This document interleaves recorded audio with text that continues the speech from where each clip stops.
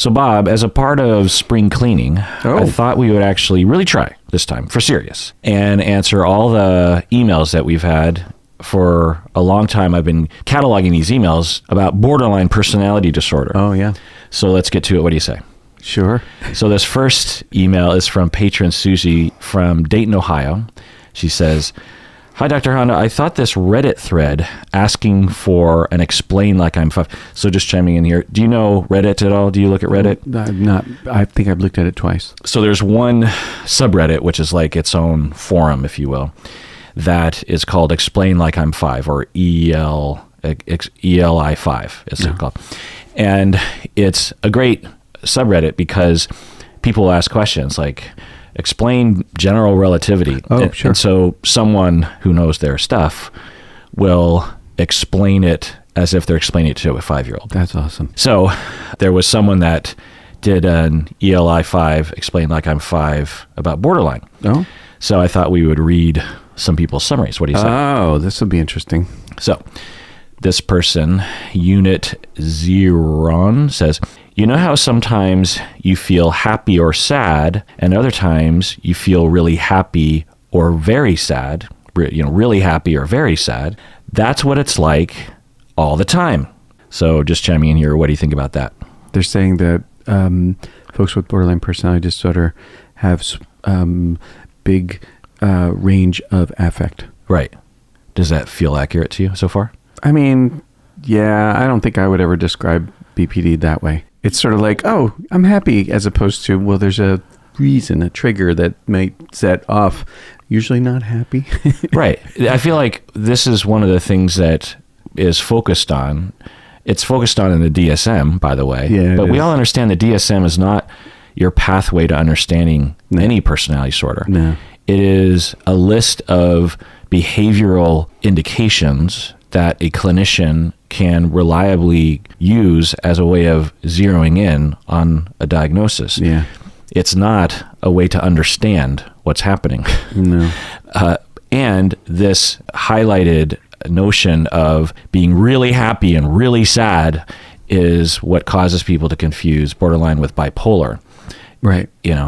And also, even for bipolar, it's not just being really happy and really sad, unless you also really emphasize the fact that when people are manic, it's a particular kind of thing. Anyway, going on. It's funny. People miss that. All you have to do is spend 5 minutes with somebody who's actually in a manic state to understand that's what that is. Yeah. And if you've never seen mania or heard about it at length, you probably don't really understand it because it's really quite particular. Yeah. Going on. Their brain makes it so they only have big feelings. So just kind of continue. That means that they don't often get to have the in-between feelings that you and I have, and sometimes can go from feeling okay to having really big feelings. This is getting worse as it's going. This is terrible. It feels fast to us, but it's normal for them. It can be really hard work to have big feelings all the time like they do, and that's part of why they're so tired all the time. Did you see fatigue in the DSM? Is that one of those? Yeah. I mean, I think this individual was saying, so the beginning was they were actually talking to an actual 5-year-old, their own child, I think, about someone else in their family. So I think maybe they're trying to explain that in particular. Yeah. So that's a pretty, and so that's the top. So that one has 2,400 upvotes, which means that there's a lot of people saying, yes, that's a good explain like I'm 5 regarding borderline. Yeah. Let's read another one. People have skin to protect us. So a person with and this one has 7,300 upvotes, so this one's even higher upvote. And a lot of people gave this person like these little rewards you can give each other, these little gold stamps and stuff. People have skin to protect us. So a person with no skin would feel extreme pain at even being touched. People with BPD have little to no emotional skin, so they can feel extreme emotional pain in response to small triggers. How are they doing so far? No. How so? It's like someone was born with no skin. I mean, come on, man. People with borderline personality disorder. I mean, yeah, nature, nurture, all that, but like this comes from something. These are not just thin-skinned people. So here's what I really don't like about it. It's dismissive of, that person's just thin-skinned. They, we don't have to take their feelings seriously because obviously they're just being dramatic or whatever. That's their thin skin, as opposed to, well, this is nobody ever chose any feeling they ever had in the history of feelings. How would you explain like I'm 5? Borderline personality disorder? Yeah. These are folks who have been hurt pretty bad as little people. And as a result, their brains have developed in such a way that they perceive, they don't just perceive it. I mean, that gets a little bit complicated, but where the pains of youth show up in adulthood, just like everybody else. I mean, everybody has that to some degree or other. So it's not really you have it or you don't have it. It's more like a continuum, which is what you often will talk about here, is that, these things are on a continuum. Yeah. If I were to try to explain like someone was 5, I would say to a 5-year-old, have you ever had your feelings hurt and it made you want to cry? It hurt your feelings like really badly. Has that ever happened to you? The kid would say, yeah, that has happened to me on the playground when Johnny wouldn't let me play with him. Okay. I hate that kid, Johnny. Yeah. You jerk. And I'd say, okay, well, so when you have your feelings hurt, what helps you? Right. And the kid would say, well, I would cry, or I would go to you, or I would tell the teacher, I would tell Johnny to stop it, or I would play with another friend. Okay. So when you do those things, do you feel better? And I'd say, yeah, I feel better. Why do you feel better? Well, I feel better because I don't have to deal with Johnny anymore, or something like that, whatever. I'd be like, okay, so you have when your feelings hurt, you have a way to relieve it, to find a way to feel better. Yeah. Okay. Meaning that later in the day, your feelings aren't hurt anymore, right? Yeah. Okay, well, imagine if you have your feelings hurt a lot and you never have any way to feel better. Right. No one is there to help you. And it's so often that your feelings are being hurt by, sometimes it's your parents, that you're pretty much in a constant state of having your feelings hurt. And you grow up and you still have that constant state of hurt feelings. And I guess I'd ask the 5-year-old another question of like, so when your feelings hurt, are you in a bad mood? Maybe, hopefully, I mean, some 5-year-olds have enough. And be, yeah, I'm in a bad mood. And then when you feel better, you're in a better mood. Yeah, I'm in a better mood. Okay, well, imagine if your feelings are hurt a lot as a kid. There's no way to feel better. No one's there to listen to you. And you're in a constant bad mood. And so if anything happens, particularly if someone hurts your feelings, it feels like one hurt feeling too far, and there's a lot of hurt that comes, forward from someone because they have no way to feel better. There's so much built up inside of them. Maybe I'd even use some sort of metaphor of a container that was overflowing with hurt. There was no way to drain the container or something. Yeah. But the way that people typically will talk about it is this first one where it's like you have big emotions, which is really just missing the point entirely. Yeah. And this is why there's so many people that talk about quiet borderline, because they'll be like, the way people talk about borderline, I'm not like that. And it's like, well, yeah, because people don't know what the fuck they're talking about. Right. It doesn't mean we need another label. It just means we need to tell people you don't know what you're talking about when you're talking about borderline. Anyway, so going on, but I will say that this one's a little better. This second one is that the individual is, they can feel extreme emotional pain in response to small triggers. I mean, at least that's better than you just have wild mood swings. Yeah, right. It goes on. For example, boyfriend hasn't texted in several days. Person without borderline personality disorder might be miffed. Person with borderline personality disorder has a brain that informs them he's abandoned you now. You are completely alone in the world. Maybe with a side of he abandoned you just like everyone else does because you are such a piece of shit and you deserve it. Well, I don't recommend swearing to a 5-year-old, but what do you think about that bit? Yeah, that one captures the experience of rejection. Yeah. Yeah. So that one has more upvotes. Yeah. And that's better. And then let's look at one more. Cop says, it's an emotional regulation disorder. Okay, right away, we have a problem. It's not an emotional regulation disorder. It's an abandonment trauma disorder. Things that might hurt us a little emotionally or make us feel loved will make an individual with borderline personality disorder feel extreme forms of those emotions. This creates stress in their social relationships, which feeds into their borderline symptoms. Internally, it can lead to intense feelings of loneliness, abandonment, which can cause self-harm or suicide. What do you think about that one? Yeah, I'm with that for the most part. What do you think? Yeah, I mean, it's fine. It's not extremely sufficient, and it doesn't mention the trauma. No. So let's answer another email here. Upper patron Rain Lyons says, Dear Psychology in Seattle, thank you again for your compassionate and thoughtful insights concerning cluster Bs. And then she goes on to describe her schemas as a result of her relational traumas, which I'll skip over. And then she says, what truly is the most effective way of dealing with this to become healthy in our relationships to ourselves and others? EMDR? I was so close to getting into that with my last great therapist, but we had too much here and now that we were bogged down with. Do you know what she means by that? Here and now? I imagined that they were dealing with their relationship with one another. That's what I would guess. But yeah, maybe here and now was, stuff happening in her life, like her job or whatever. Right. Yeah, it could be either of those. Yeah. I've been through DBT, and it's incredibly helpful, but sometimes I lose sight of it. Any other specific suggestions?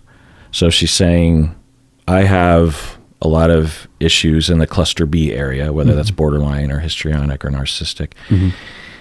And she's saying, do I do EMDR? What's the most effective way? I've done DBT, and it's helpful, but she says she loses. So what do you think she means by I lose sight of it, DBT? It's easy to forget skills. What do you suggest to people? Well, I've had people return to DBT for a tune-up, like a little refresher. So we used to say to people, if you join our class, you have to join for a year. But anybody that's graduated from a DBT program somewhere else can join us for 6 months, just once through the curriculum. That's what it takes, 6 months. So that's a possibility for them if they found it helpful. Then yeah. But there's probably not going to be any substitute for a personal counseling that has to do with what is the experience of the connection with the therapist, and hanging in with that, and riding it out, ups and downs, and having that be safe. Yeah. EMDR, you can certainly do it if you want to focus on specific traumas. Yeah, traumas, right, yeah. And with EMDR therapists, sometimes they will either on purpose or inadvertently have a corrective emotional experience involved where there's a solid relationship there. Yeah. But in line with what Bob is saying, I always just recommend people look for what Bob is talking about, which is a relationship corrective experience with the therapist that you can heal and generalize to relationships outside of the therapy office. Phrases to look for are attachment focus, or the phrase corrective experiences, which I don't usually hear people using these days, or exposure-based therapies might also help, but that's not transference-based, or transference focus is another term you might look for, or relational psychodynamic, relational psychoanalytic therapists, interpersonal people, intersubjective people. But it's hard to know until you actually interview them and say, okay, I have these schemas. Long-term therapy with you would look like what exactly? Yeah. And the kind of things you're looking for is if they say, well, what I do with you is, or people with those schemas is, one, we try to become aware of them. And two, I want to help you to learn that those schemas are not true about you. And you have to actually experience things that challenge that and go in a different direction, where in normal situations, you'll experience abandonment or someone not caring about you. And with me, you'll experience actually someone who doesn't abandon you and someone who does care about you, someone that doesn't exploit you.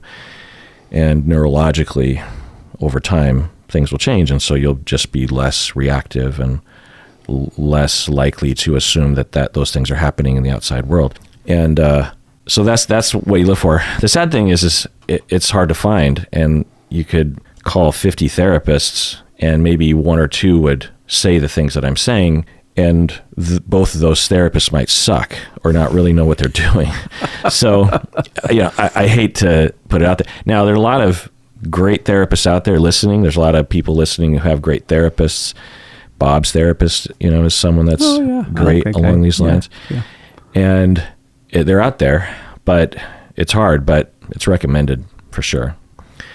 Have any thoughts to that? No. Patron Esther from Ohio, she says, "Hello, Kirk and Bob. I come from a deep, abusive, and problematic family of origin. I have complex PTSD, disorganized attachment, and a dissociative disorder." So Esther, a lot of abuse and disorganized attachment and dissociation. A few years ago, my therapist of 4 years terminated me very suddenly. He is an attachment-oriented therapist, and we did a lot of very intense work together. In the beginning of our work together, I was terrified he would terminate. He would reassure me he would not terminate unless he moved or died. So just chiming in here. So that would be something that I would tell people with borderline, that phrase, because I wouldn't normally have to even think about that, particularly in the beginning of my career when I was 26 years old. Right. But I would intuit and check in with myself before I could commit to that. But I would eventually say things like that to people with borderline, and I would continue to do that. Yeah. And I would say things, because in between sessions, it's normal for someone with borderline to start to become paranoid and worry and terrified of being abandoned, not necessarily even by my choice, but by circumstance, right?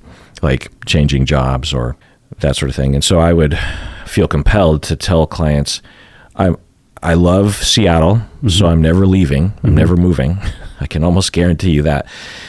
I'm young and I'm pretty healthy, so it's not likely I'm going to die anytime soon. And 3, I will never terminate with you. You will be the one terminating for me. Yeah. And I mean, unless you do something really egregious, like you try to kill me, there is zero chance that I will ever think of you as someone that I should be distancing myself from. I am dedicated to being a therapist and by extension to you. Yeah. So I'm never going to say you're annoying, you're too much for me, you're a burden.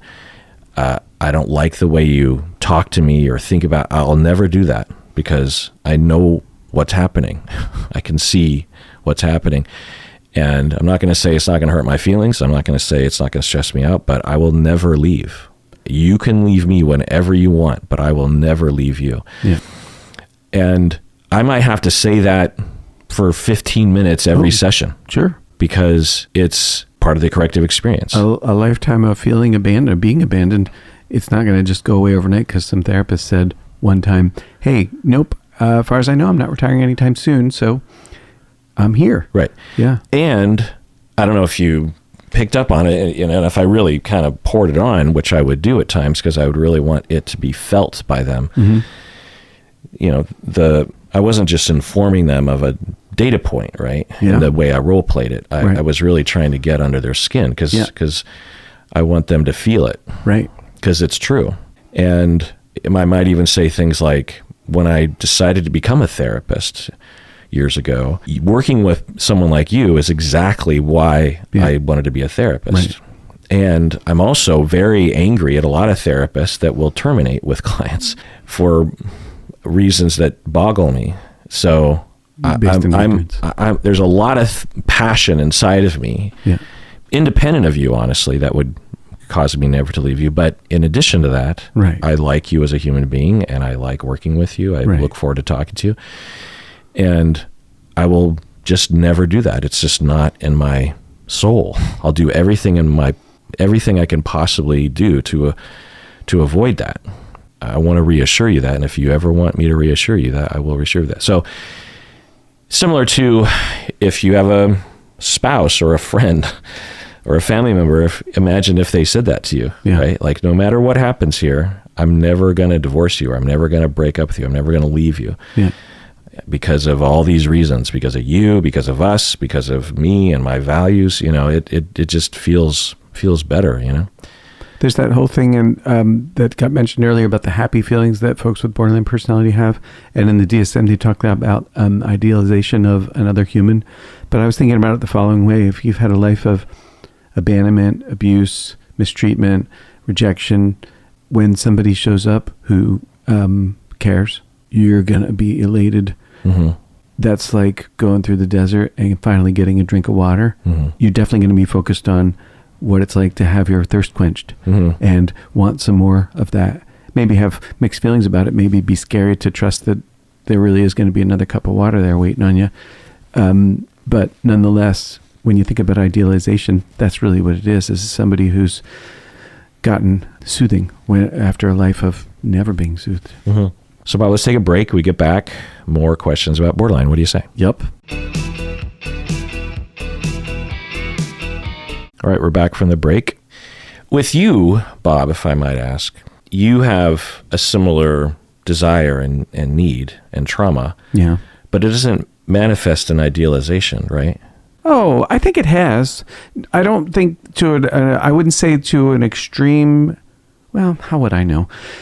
Yeah, occasionally I've idealized people and then in retrospect sort of like thought, oh yeah, my sense of that person is, distorted. Would you say it's in the borderline direction or is it? Probably. What do you mean? I'm thinking of somebody that I know who, when I first was friends with them, they were very kind to me. They made a place for me in their life and spent a lot of time with them. And not you.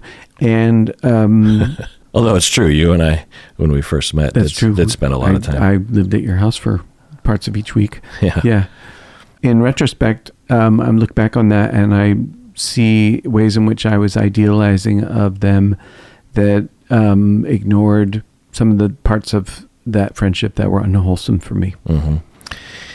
Yeah, it's interesting because I will often talk about disorganized attachment and borderline histrionic narcissistic in a similar paragraph, but they're not the same. There's overlap. Maybe I'll do a deep dive trying to delineate it just for myself. Because with quintessential borderline, I would say it's fairly often the case that individual does have disorganized attachment. Mm-hmm.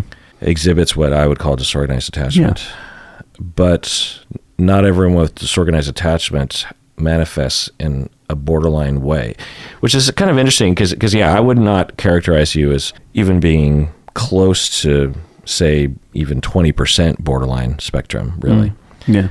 But definitely disorganized attachment in that you will desperately want to be close to people, but be very afraid the closer you get to people, right? I have no idea what that is. No, well, that happens to me all the time. Right. And for some people with borderline, that is what happens, but there's an additional way of seeing it. Maybe that's what it is. And that's also kind of interesting to think, if you're okay talking about this, is you don't qualify for any personality disorder, really. There's not really a person, even though you have clear disorganized attachment signs, there's no personality disorder spectrum that I would say characterizes you. No, I probably don't fit any of them. Though I have traits of being borderline, I have some of that in me. Yeah. Yeah.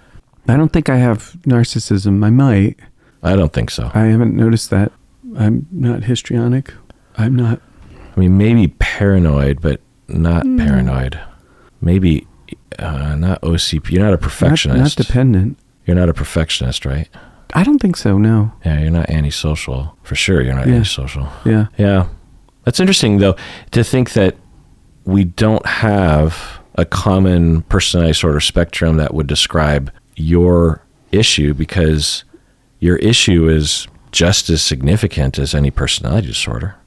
Maybe we don't have a category for it. We don't have a way to conceptualize and then distill into a category someone like me. Though I think someone like me is actually fairly well understood outside of that nomenclature. Right. I mean, there is personality disorder not otherwise specified. I'm just trying to think I'm going to walk myself through this, if you don't mind. No, not at all. So the way I see personality disorders is that as a result of, you could argue disposition plays a role, but because of early childhood experiences related to attachment figures, the individual neurologically changes or adapts or develops in a way that results in the individual later on in life having significant distortions around their perception of self and other, such that it causes a lot of suffering for themselves and their relationships. The key is that the disorder is a disorder of perception. So like if we apply that to you, when Colleen is maybe distant from you because you've been distant from her or something, I'm just hypothetical, and she's hurt or giving up for that day or something, and you see her doing that, well, no, that's actually not a good example. A better example would be she's not having any feelings other than positive or neutral towards you, and you have this desire, this like upwelling of desire to get close to Colleen, because of course you do. And then immediately, so then say you go to her, you get up out of the garage and you go see her. What is she usually doing? Watching TV or something? Yeah, she might be crocheting. Yeah. Okay. And you see her, and I'm exaggerating a little bit, but there's zero indication that she's upset, and she actually is not upset at you, but you see her crocheting in front of the TV. And because you have that disorganized, I want to get close, oh my God, I'm terrified, there's a perception that she's angry at you, or she's going to hurt you, she's going to not abandon you, right? But she just doesn't like you. She's an unsafe object of one's attachment needs, right? What will happen for me, at least what comes to mind right now, isn't so much that, is if it's an expression of my desire, could be sex, could be other things, what I'll notice is that I won't speak it. I feel like going out to dinner tonight, and I won't speak. I won't say, hey, how about we go out to dinner tonight? And what's the perceptual distortion, if one exists, that results in you not speaking it? It's embarrassment. Like I have now unzipped my fly. That's the crap way to put it, but you know. Feels right? Yeah. Like I'm now exposed. Like I work pretty hard at not being open, vulnerable. Yeah. But there's nothing wrong with being exposed. There's also nothing wrong with falling. It's only wrong if you hit the ground, right? There's nothing wrong with being exposed. There's something wrong with what? What my experience of being exposed is it's going to get exploited. Okay. I'm going to get hurt. Right. Yeah. So that's the distortion. Yeah, that's There's the distortion. No rationality to that. No. That if you were to want to get closer or say, hey, let's hang out or let's go to dinner, that with that exposure of your vulnerable self, it's interesting that you go to your crotch, but you know, it's a very vulnerable spot. And if we have particular traumas around those vulnerable spots, then that's what metaphorically it'll feel like. And you have this distortion, this perceptual projection or displacement that she is going to exploit you, and she's going to get you. Yeah. She's going to use it against you. Yes. I do have that. Yeah. Even though intellectually for decades now, you've been telling yourself otherwise, like intellectually, like, no, that doesn't happen. That's not going to happen. Even if it does, you know, we'll roll with it, whatever.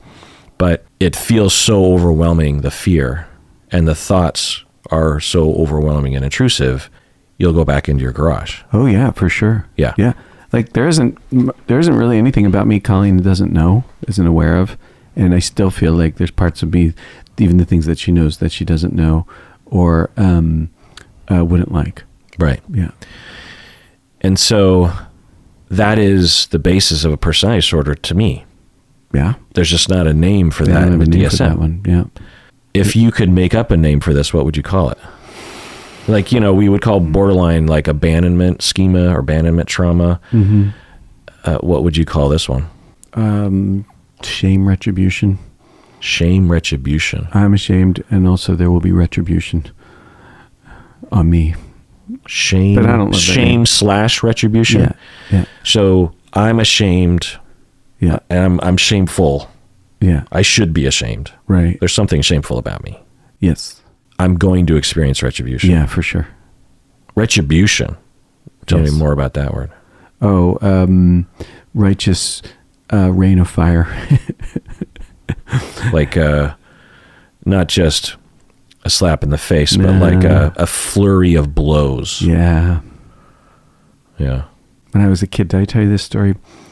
We used to go home for lunch. Did I ever tell you about this? I don't know. Well, my school was down the street from where I lived, and if you got a note from your parent, you could go home for lunch, which was sort of a treat, you know. So what grade?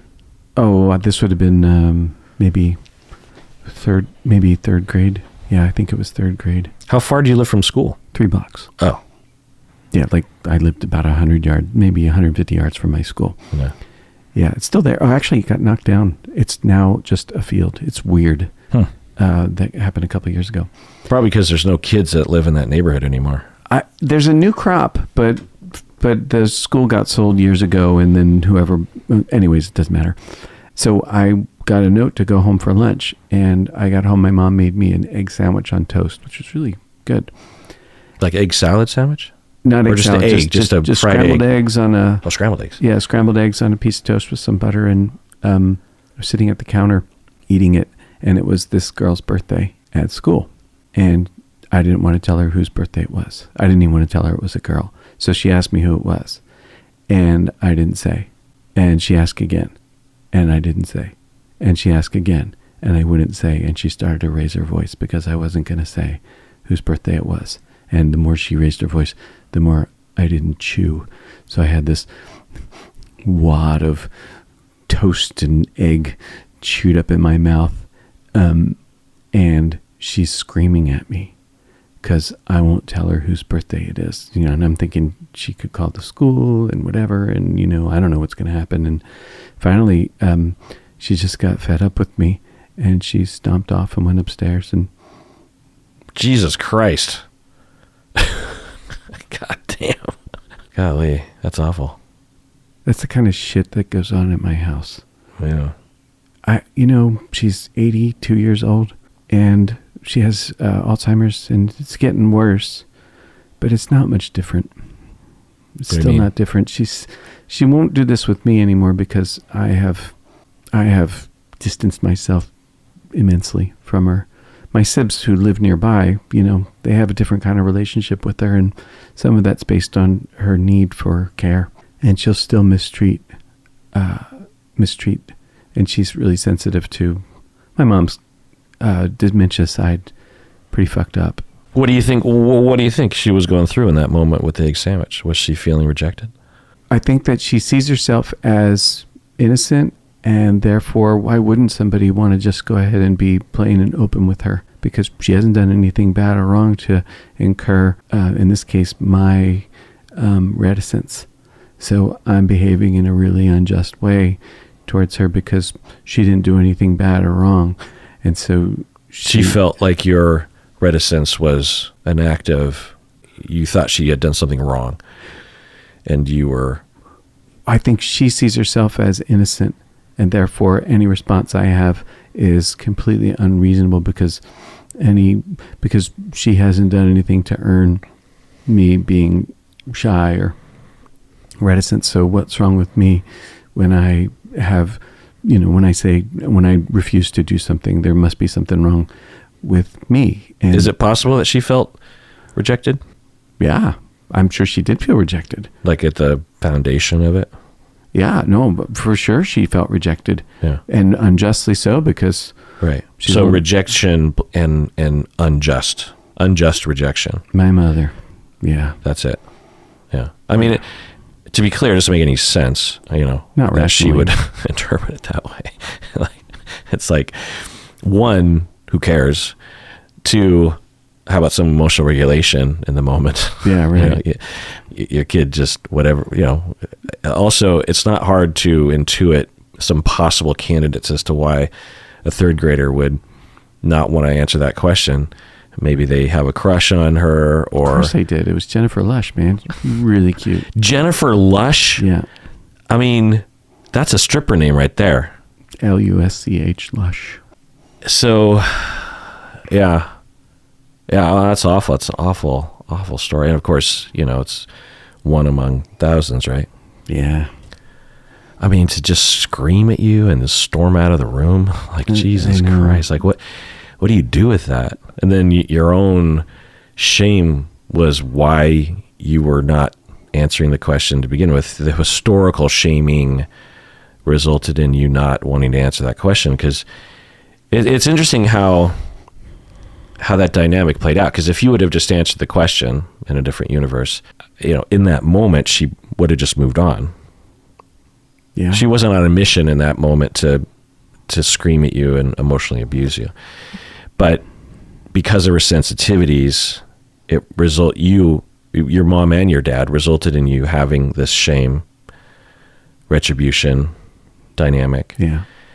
Which in turn causes more shame retribution moments, right? Oh yeah, it begets itself. Yeah. Yeah. Now, a third grader not answering a question like that is not actual shame and doesn't deserve any kind of retribution.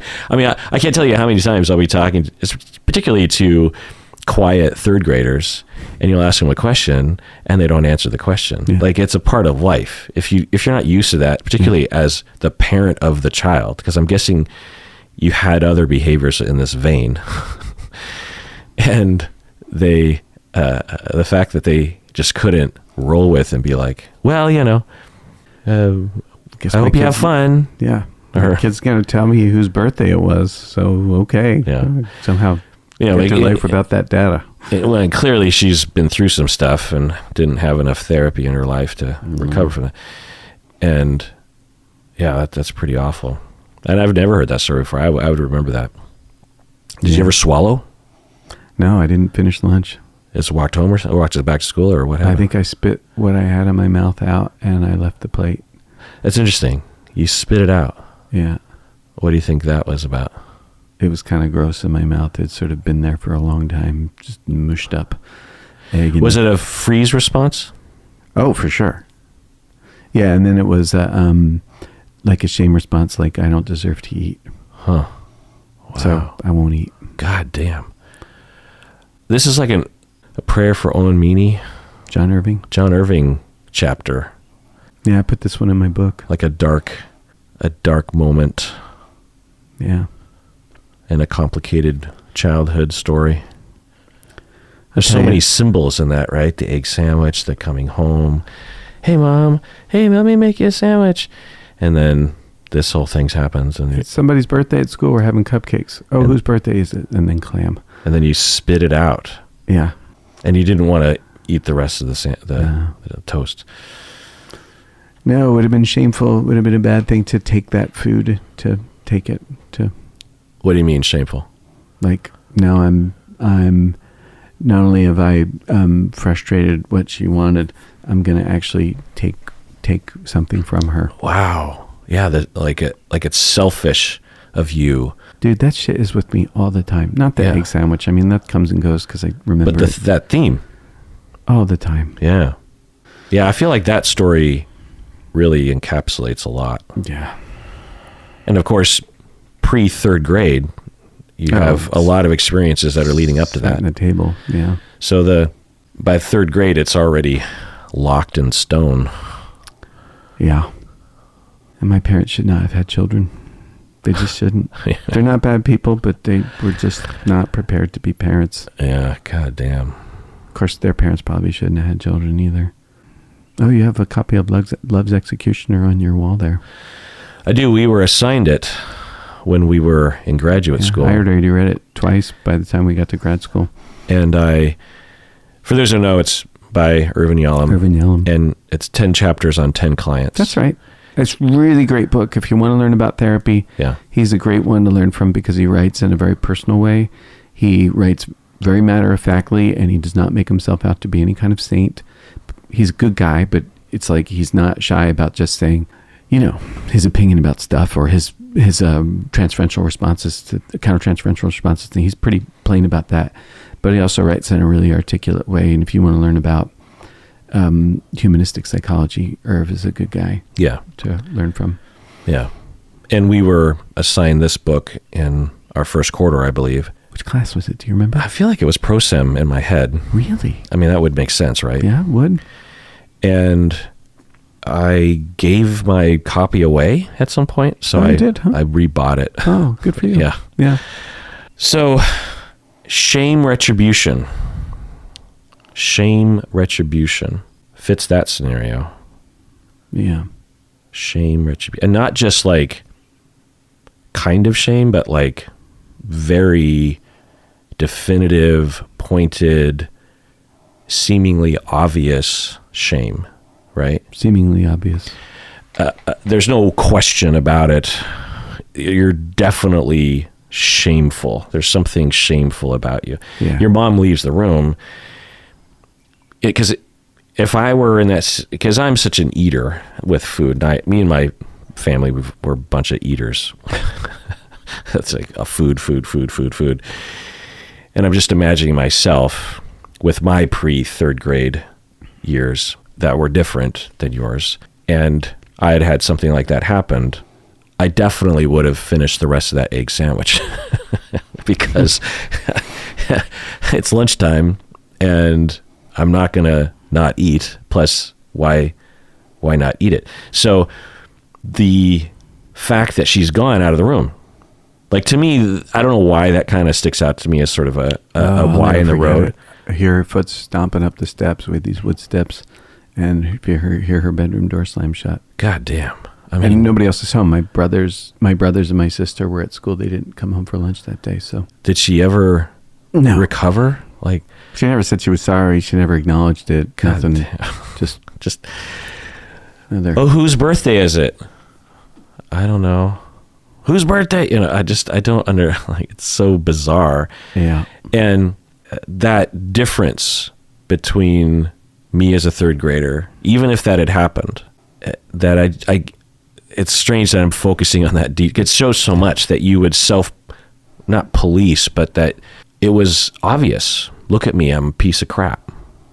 I don't deserve to eat this. Yeah.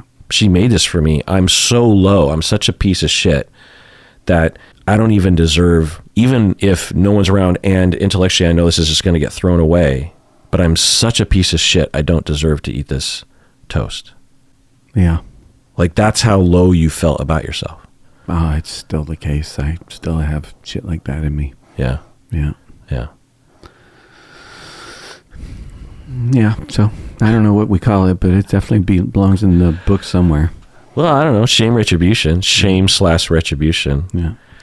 It's not intuitive based on the name, but it's appropriate. Yeah. So if you named it, shame/distribution personality spectrum, it would make sense. And it would encapsulate, I'm guessing, a lot of people. In fact, I think it would capture a lot of low self-esteemers who don't have narcissism or borderline or histrionic or paranoid or OCPD.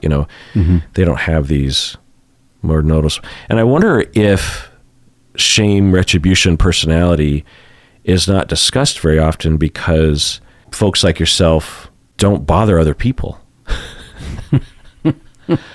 You don't get in the way. Mm-hmm. Yeah. I mean, I guess we could throw Butler in there as well. I guess if we had a criterion, there would it grows from there, right? It fits right in with it. Yeah, Butler's what right. You do if you're going to be invisible and avoid getting, on the radar. And also, if you do anything, you can be a servant. Yeah. You can be useful to someone else. Right.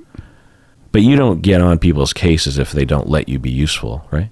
I don't think so. Right. I don't think I get on too many cases for much of anything. Yeah. Yeah. Yeah, it's just interesting to think about the millions of people around the world who are suffering in a commensurate way with any other personality disorder, but because it's not like histrionic where it's very obvious, or borderline where it causes a lot of interpersonal problems, or narcissistic where it's also very noticeable and causes interpersonal problems, can be harmful, that for people with your suffering, there's no literature, very little literature, very little acknowledgement or awareness. Like I said, we could just call it disorganized attachment, but a lot of disorganized attachment can manifest in a lot of the personality disorders. Yeah.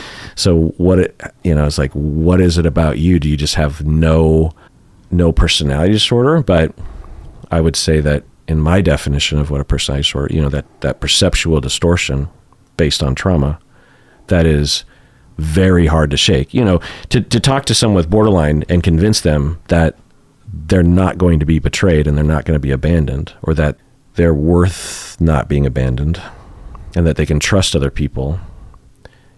Me trying to convince someone with moderate to severe borderline that I'm not secretly thinking about terminating with them.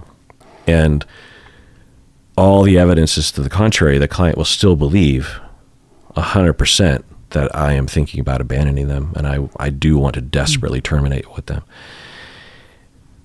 And then I can get to their executive function and eventually convince that part of them, and they will intellectually get it, but they don't really feel it's true. They're like, I hear you, but I can't feel it. Yeah. It doesn't feel right to me. Right. I'm pretty convinced that you want to leave me. I think you're just lying to me, honestly. Sure. Same goes for you. It's a perceptual distortion that even if your intellectual mind understands that Colleen is not going to take retribution if you unzip your pants and expose yourself and say, I would like a toast. Can you make me some toast? Or can you just talk to me for 5 minutes? There's a perceptual distortion that she will absolutely, attack you and ridicule you and make you low, and not only make you feel bad, but it will expose the true shamefulness of who you are, right? Okay, Bob, so we're back from the break. Sorry to the deserving listeners out there who just experienced a very sudden break. Bob and I went down a very long 1.5 hour rabbit hole talking about a lot of different personal things that I just cut out of the show. Bob and I went down a road, and then Bob and I was wondering, because I thought this is too personal even for the podcast. Yeah. And then you said, this can't go on the podcast. Yeah. And I was like, I should think so. Yeah. So I stopped recording. Right. And then we just suddenly realized that we have microphones in front of us and we should probably finish the podcast. So let's continue with Esther's email. So she says, my questions are this: how do I internalize his reassurance, her therapist, when I have the experience that I have had? I think that's what she's talking about. Especially, so she's got a therapist specializes in dissociative disorders. Right. So how do I internalize his reassurance? How do I move past the terror of being abandoned? Do you think a corrective experience is still possible at this point? Yeah. How do I stop the fixation on the relationship with the therapist? Bob, what do you think? I wonder, I think that reassurance offered that hasn't been requested doesn't go as far as reassurance that's actually requested and asked for. So I'm wondering about, scarier, if the person, forgive me, my memory sometimes, I can't remember. Esther. If Esther would do well to ask for the reassurance that she needs as opposed to the therapist offering it, and if perhaps Esther would do well to describe the terror associated with, or the shame, if that's what it is, or whatever it is that comes up with reaching for reassurance. And I think that the corrective experience is enhanced when in my own therapy, asking for the thing that I need is more powerful than it just being offered. And then on the other hand is this maybe it's not a binary thing, like someday you'll be free of terror. Maybe what we're talking about here is turning the volume down and having it be less of an impingement or less of an obstacle to having the kind of life you want to have. Maybe to some degree at this point in life we are what we are, and we can chip away. Mm-hmm. Right. Chip away. I don't regret being alive, and I don't regret the life that I have. I like my life for the most part. There are things about it that are painful and lonely and fearful, lots of shame, whatever, blah blah blah. But I don't think I'll regret. I know I won't regret having lived, even though my life has these elements in it. Mm-hmm. Yeah, that's important. Yeah.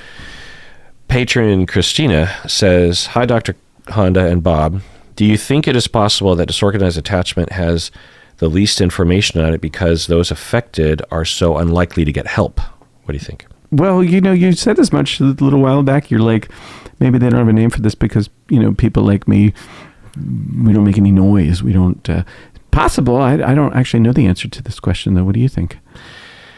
I think that there's not a lot of talk about disorganized attachment because there's not a lot of talk about attachment outside of pop psychology simplistic language, which is fine. It's a introduction into the vast field of attachment theory and research and understanding and experience. So there's not a lot of talk about that at all. Plus, in our field and thus outside and among the lay individuals, they will focus on the DSM, and there's nothing in the DSM about disorganized attachment. Right. We have a couple early childhood or childhood attachment disorders, but those are rare manifestations of attachment issues. They're manifestations, but they don't encapsulate everything. I can't remember when I figured this out or hypothesized this or conceptualized that a lot of the things in the DSM are basically just symptoms of attachment problems, but there's no mention of that.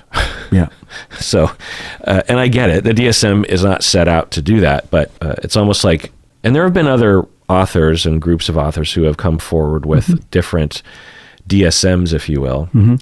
Like there's a psychodynamic angle of the DSM. They'll literally just have the entire DSM layout, but they will have their own psychodynamic angle on it or something like that. But they never really take off in a way that I would wish they did. So, I think there's that. Plus, there's just a lot of misunderstanding about disorganized attachment in general. A lot of you out there may have heard, even if you are a clinician taking a training or a graduate student in school, that disorganized attachment is a mixture of preoccupied and avoidant, which is just not the case.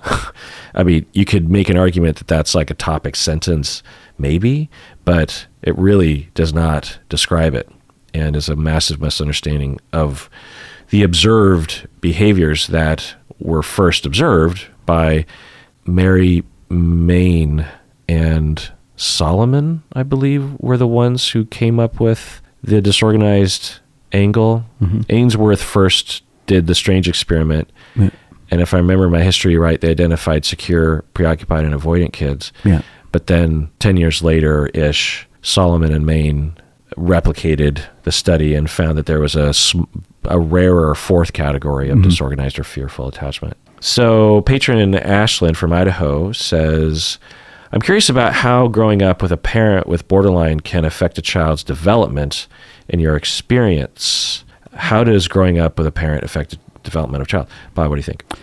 It's hard to say. I mean, one of the things I've noticed about the couples that I see who have children is oftentimes they are very good parents, but they've never had a model. They didn't have a growing up experience that provided them a model for how to do that. So in other words, they may have grown up insecure in some way, but they're able to provide a really secure home life for their kids. So I would have thought if you had a messed up childhood, you're going to raise messed up kids because that's the internal model you have. And I haven't found that to be true, at least in the people that I see, is they're often very good parents, despite the fact that they have these personal things that, insecurities, if that's a way to put it. And so I don't think that somebody having borderline personality disorder is necessarily an indicator of anything particular going to happen to their kid. Maybe it is. Yeah.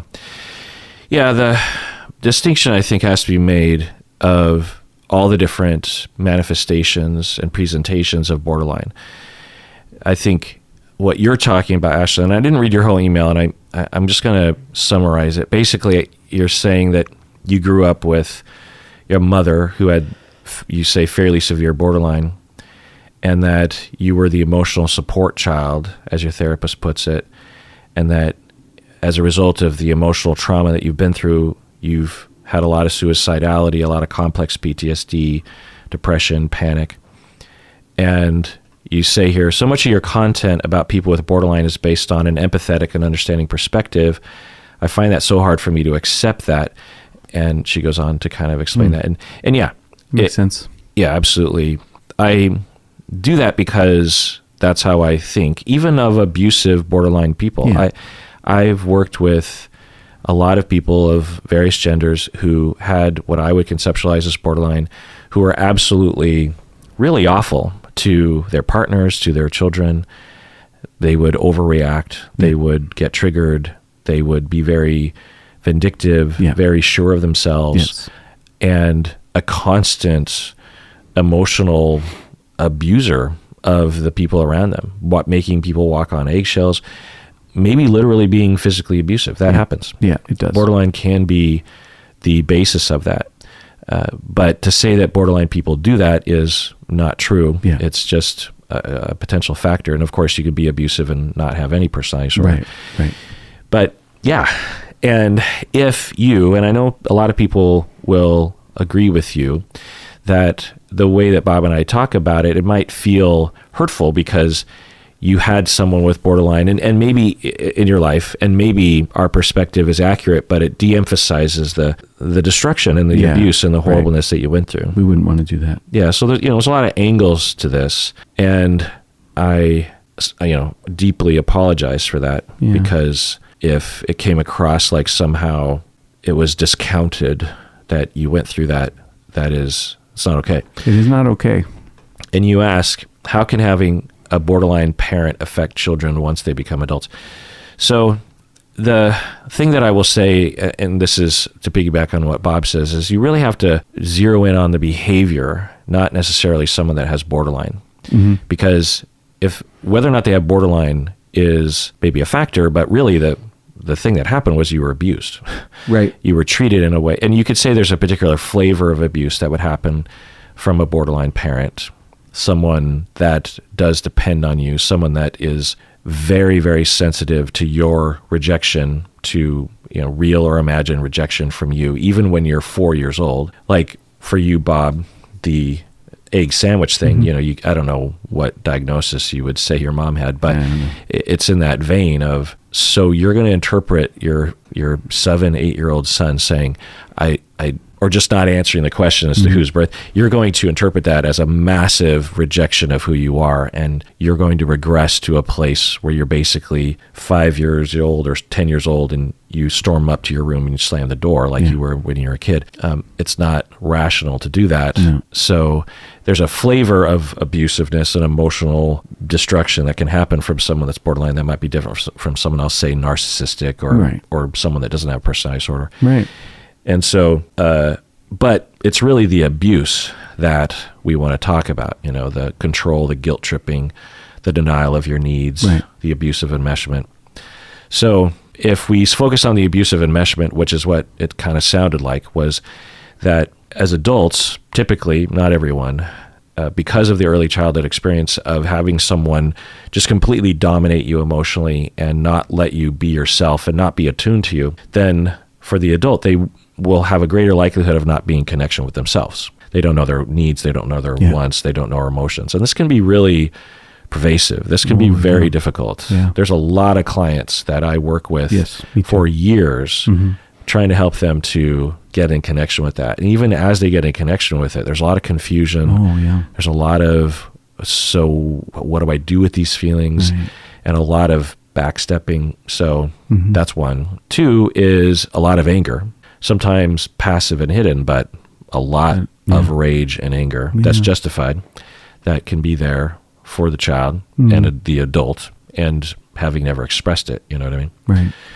Also, potentially overfunctioning in codependency, because you had to take care of your own parent and your worth was based on that. And there could have been a lot of anxiety if you took your eyes off your parent. So that anxiety and that superiority also is a part of overfunctioning codependency, and that role, that way of getting attention and love. Another is potential lack of boundaries in general, because you've never been modeled how to create boundaries and or how to respect other people's boundaries. Also, you might attract narcissistic people who want to be focused on, or underfunctioners is another possibility. Also, if you partner with a relatively healthy person, you might annoy them because you don't talk about your own feelings or what you want. That can be another problem. Because, in relationships, close relationships, they want it to be mutual.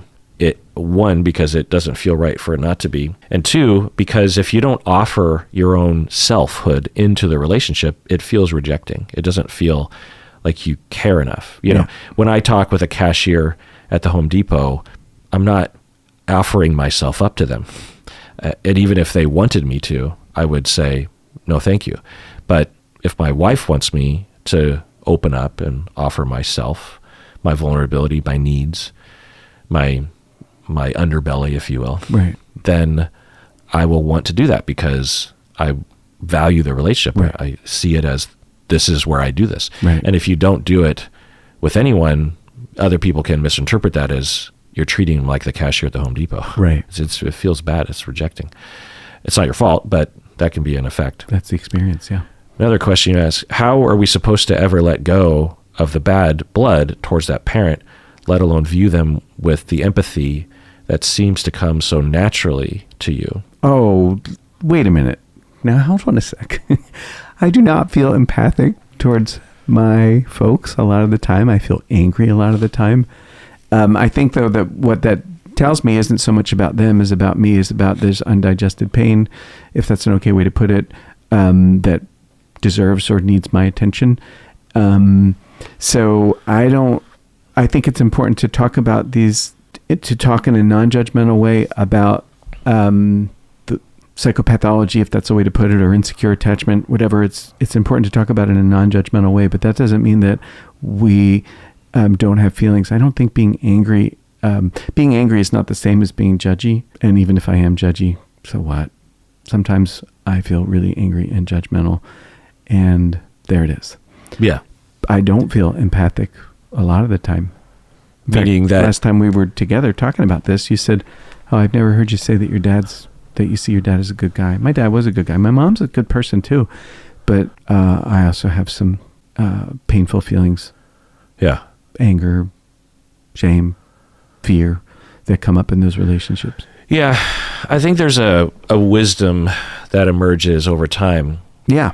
That involves a lot of nuances where you can have a lot of gray areas, a lot of different elements that seem incompatible, but do actually fit together once you develop that wisdom, which is, if I might sort of summarize your position and, piggyback on what you said earlier, Sure. is you're saying that you, a lot of the time, don't have empathy. No. We might expand that word to be that you're not like looking them through a sympathetic lens. No. You're angry at them. Yeah. You don't give excuses for them. No. You blame them. I do. You're upset at them. You have bad feelings about them. Yes. You might not even forgive them. Nope. They haven't asked for forgiveness, but even still, you, regardless, might never forgive them. You might always choose not to go down a road of trying to transform those feelings of negativity into positivity. That's right. And at the same time, you can have a conceptualization that involves some compassion about what they went through. Yes. That, they went through some serious stuff when they were young. They did. I can hold that at the same time. I can feel bad for them. Right. I can have an explanation that doesn't blame it's not like they woke up in the morning and decided they wanted to hurt you. Yeah, no. You can interact with your parents. Your dad has passed, but your mom is alive. Yeah. She's experienced a lot of dementia. But, Yeah. in the intervening years with your dad, you could hang out with him. You could go to dinner with him. Yep. You could laugh with him. Yeah. Maybe even open up to him at the same time that you're still very angry and you don't forgive him and you don't forget. Yeah. All those things can happen at the same time. Yeah. That's right. They all do happen at the same time. So I would want the person that is it Esther? No, I think it's Ashlyn. Sorry. My memory. I would want that person to be kind to themselves about those days when you don't feel empathic or you feel angry and judgmental. That's okay. Let's have empathy and care for that. Yeah. Because it's not like that's a bad thing. It's not a bad thing. It's just a thing and par for the course. So, okay. Yeah. Some days are harder than others, and some days you're in more pain than others, and some days you're angrier than others. Okay, fine. So be it. Yeah. Last thing you need to do is poop on yourself for it. Yeah. The key is what do you need? Yeah, Because, that's a good key. If you need to be angry, be angry. If you need to not think about it, don't think about it. If you need to, for example, stuff it down deep so that you can just deal with Christmas and hang out with your family of origin for however much time you can tolerate, then that's what you do. Yeah. Because it's not worth getting into a big family chaotic drama to draw a boundary of not going to Christmas. If you need to... Oh, yeah, right. Good point. If you need to go to Christmas and secretly look at your mother and hate her. If you need to draw a boundary, if you need to say, I'm not going to Christmas. Yeah. The key is it's now your time. You have been the parent of your parent your whole life. Now it's time for you to be the parent of yourself. Yeah. And let yourself just do what needs to be done. Because you don't owe your mom anything. You don't owe her anything. Mm-hmm. It'll feel that way, but you do not owe her anything. She owes you. Mm-hmm. The ledger is in your favor. Mm-hmm. Another question you ask is, how does growing up with a parent of borderline affect the development of the child? So I actually looked up the research, and it depends on the presentation of borderline, of course, but it can result, according to research, in a 4 to 20 times more likelihood of developing borderline yourself, or perhaps another personality disorder, but particularly borderline. So, it makes sense because the abandonment and the modeling that is sometimes very prevalent in early childhood experiencing a borderline parent can be the exact schema development that will develop in borderline itself. Meaning that, if you have a parent that is not attuned to your feelings, is getting angry at you for just being you, abandoning you, running upstairs, for example, because you don't want to give the answer of the kid that's having the birthday. It is shaming. It feels rejecting. Obviously, you feel like there's something wrong with you, and at any moment, someone could just pick up and leave you emotionally or physically. So that's the breeding ground for borderline. Mm-hmm.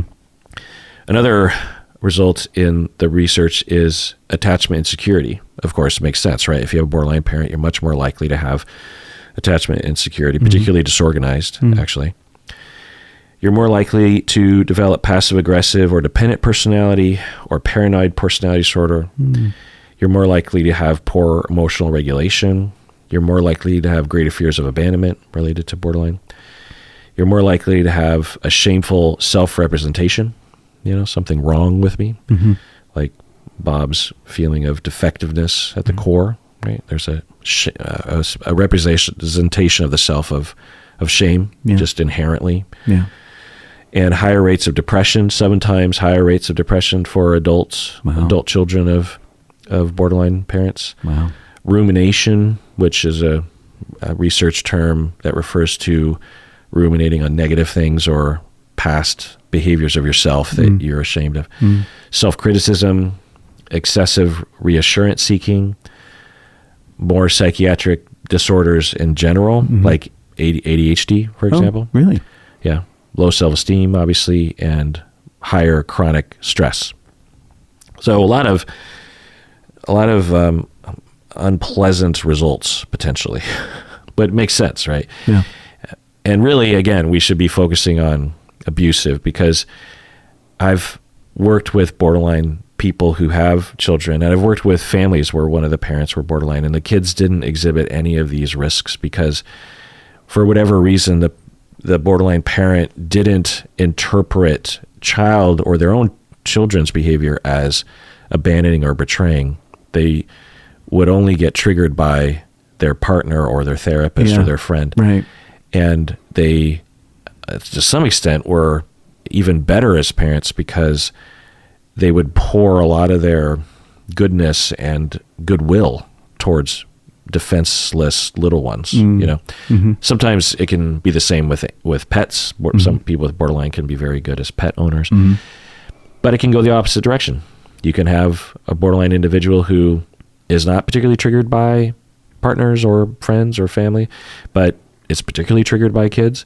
So it just kind of depends on what the associations are for that borderline individual. You know, you can have a borderline friend who will never get triggered by you. Right. You could have a borderline friend who is only triggered by you and not triggered by anyone else. It's associations. Some people, for whatever reason, given the way they're raised, they just have particular associations with particular kinds of relationships.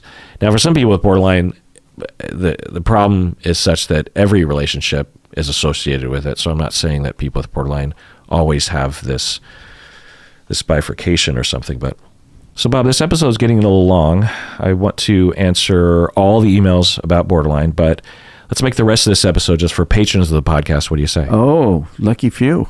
Yeah, lucky for you. So if you are not a patron, you're not going to hear the rest of this episode. But if you want to hear the rest of this episode, become a patron. Go to patreon.com. Do it now. And take care of yourself because you deserve it. You really do.